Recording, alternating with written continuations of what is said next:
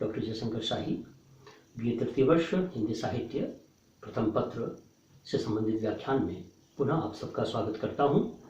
महाप्राण सूर्यकांत त्रिपाठी निराला प्रणीत कविता संध्या सुंदरी का अनुशीलन हम सब कर रहे हैं।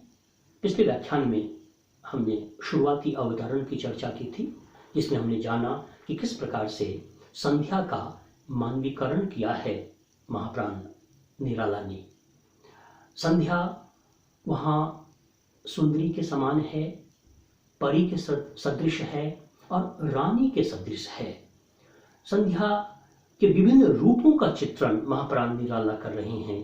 आगे का जो अवतरण है उसका हम वाचन करते हैं और साथ साथ अनुशीलन हम करते चलेंगे।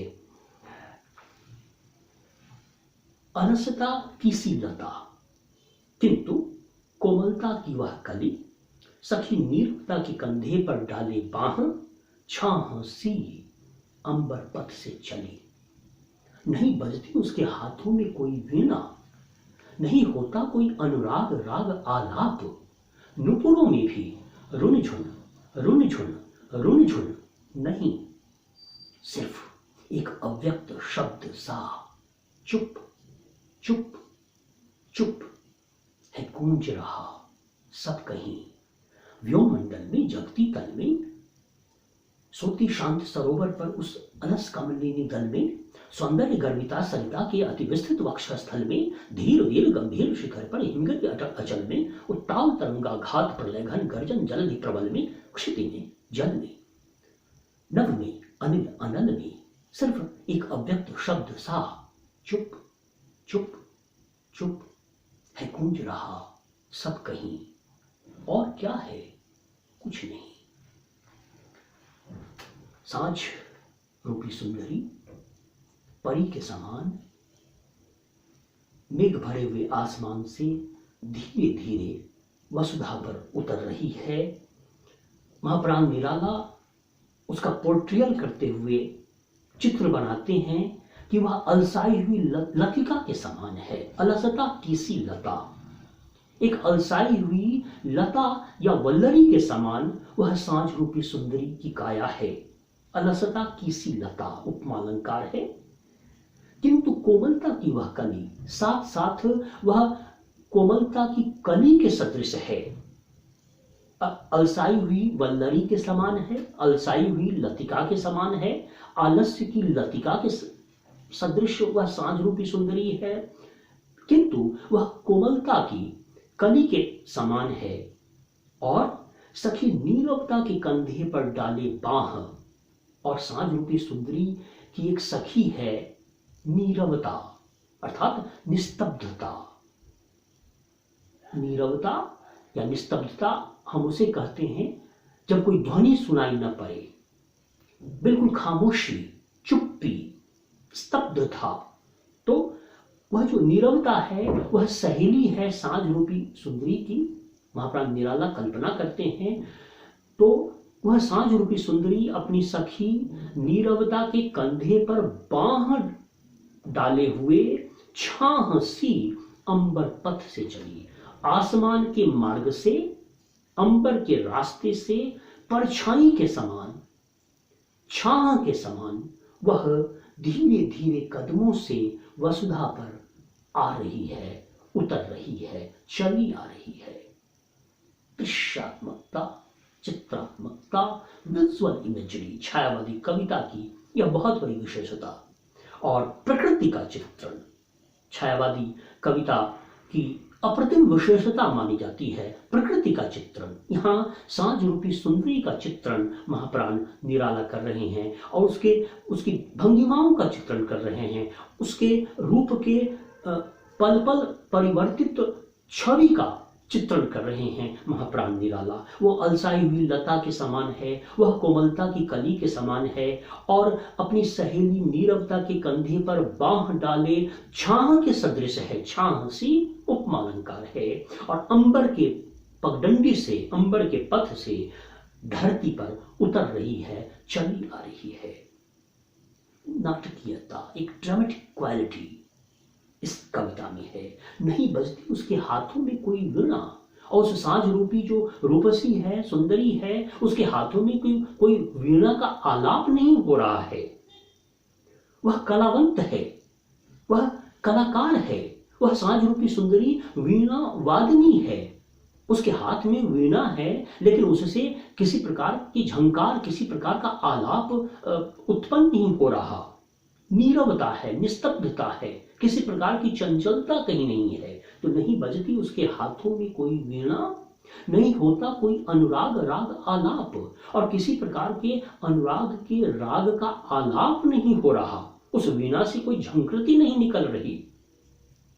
चूंकि स्वाभाविक चित्रण है कि संध्या के आगमन के साथ ही जिस प्रकार से धरती का कोलाहल समाप्त हो जाता है, सब कुछ शांत हो जाता है, उस शांत परिवेश का, उस खामोश परिवेश वातावरण का चित्रण यहाँ निराला कर रहे हैं। और इसलिए कह रहे हैं कि वो साँझ रूपी सुंदरी के हाथों में जो वीणा है, उससे किसी प्रकार के अनुराग के राग का आलाप नहीं हो रहा, नहीं होता कोई अनुराग राग आलाप। नुपुरों में भी रुनझुन रुनझुन रुनझुन नहीं, रुनझुन रुनझुन रुनझुन 3 बार शब्द की आवृत्ति ध्वन्यात्मकता है, ध्वनि बिंब है, ऑडिटरी इमेजरी है। और इसके लिए अंग्रेजी में ओनोमेटोपिया कहा जाता है। हमने कविता में चित्रात्मकता देखी और हम कविता में ध्वन्यात्मकता भी सुन पा रहे हैं।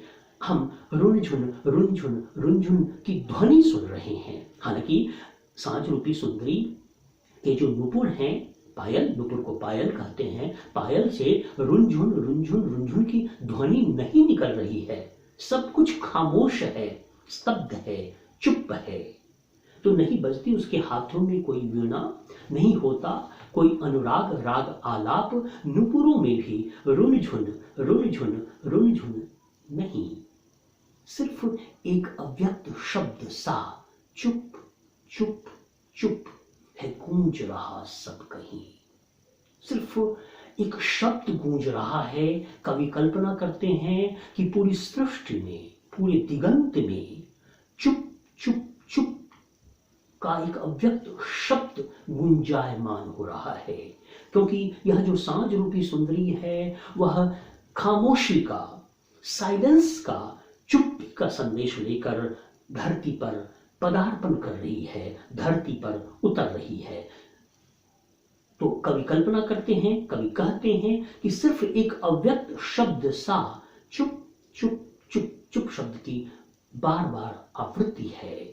और इस 3 शब्द की आवृत्ति से कवि ने चुप्पी के पूरे वातावरण जो दिगंत व्यापी है, उसको चित्रित कर दिया है। जो कविता में लय है वह मंथर है, मंद है। सांझ के आने के साथ जिस प्रकार से धरती का कोलाहल समाप्त होने लगता है, समस्त प्राणी शयन को चले जाते हैं, पूरी धरती पर शांति स्थापित हो जाती है, कोलाहल समाप्त हो जाता है, चुप्पी व्याप्त हो जाती है। उस वातावरण का सृजन कवि शब्द के माध्यम से और लय के माध्यम से और छंद के माध्यम से करते हैं। उस चुप्पी को, उस खामोशी को लय के माध्यम से, रिदम के माध्यम से महाप्राण निराला ने यहां चित्रित किया है। तो सिर्फ एक अव्यक्त शब्द सा चुप चुप चुप है गूंज रहा सब कहीं, सारी दिशाओं में, हर जगह चुप चुप चुप एक अव्यक्त शब्द सा गुंजायमान है। आगे का जो अवतरण है उसमें कवि ने कॉस्मिक इमेज प्रस्तुत किया है।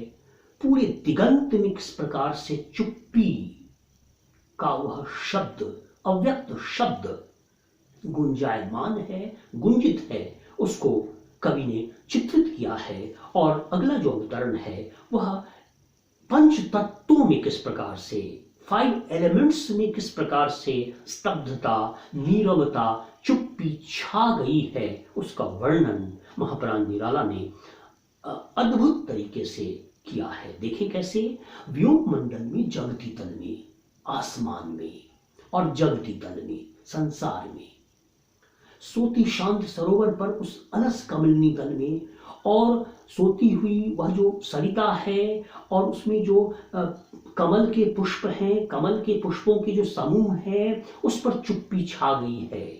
सोती शांत सरोवर, सरोवर का मानवीकरण किया जा रहा है। कभी कल्पना करते हैं कि सरोवर भी सो गया है और उसमें कमल के जो फूल हैं वे भी चुप हो गए हैं, नीरव हो गए हैं। सोती शांत सरोवर सवर्ण की आवृत्ति है, अनुप्रास अलंकार है।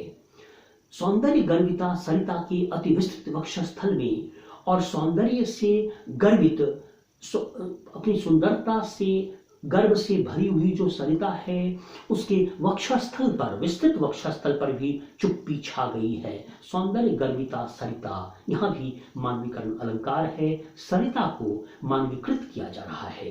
धीर वीर गंभीर शिखर पर हिमगिरी अटल अचल में, और हिमालय पहाड़ पर, पर्वतों पर, और जो धीर है, वीर है और गंभीर जिसके शिखर हैं, उन शिखरों पर भी स्तब्धता, नीरवता, चुप्पी छा गई है।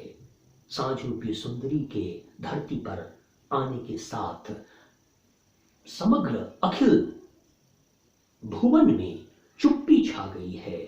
धीर वीर गंभीर शिखर पर हिमगिरी अटल अचल में, उत्ताल तरंगा घात प्रलयघन गर्जन जलधि प्रबल में, और जलधि में भी, सागर की लहरों में भी, जो उत्ताल तरंगों से युक्त जो जलधि है, वहां भी स्तब्धता, नीरवता, चुप्पी छा गई है। और निराला कहते हैं, क्षिति में, जल में, पृथ्वी पर, जल में, नभ में, आसमान में, अनिल में अर्थात वायु में, और अनल में, अग्नि में अर्थात पंच तत्वों में वह स्तब्धता, वह नीरवता, वह चुप्पी छा गई है। यह कविता एलिमेंटल पोएट्री का उदाहरण है, तात्विक कविता है। पंच तत्वों की चर्चा निराला कर रहे हैं, और सांझ रूपी सुंदरी ने जो निस्तब्धता का, नीरवता का संदेश लेकर जो धरती पर उतर आई है, उसकी वह निस्तब्धता, वह नीरवता, वह चुप्पी किस प्रकार से सृष्टि के पंच तत्वों में छा गई है, उसका विशद, व्यापक, विराट चित्रण महाप्राण निराला ने किया है।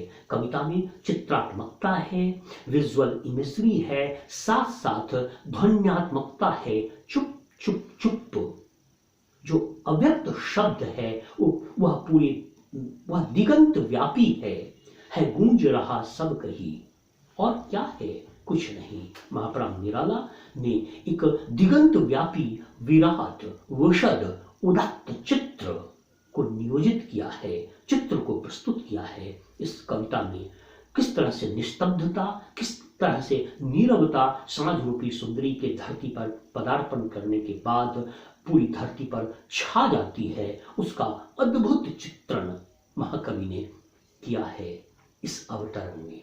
इस वक्तव्य के साथ ही मैं अपनी वाणी को विराम देता हूँ।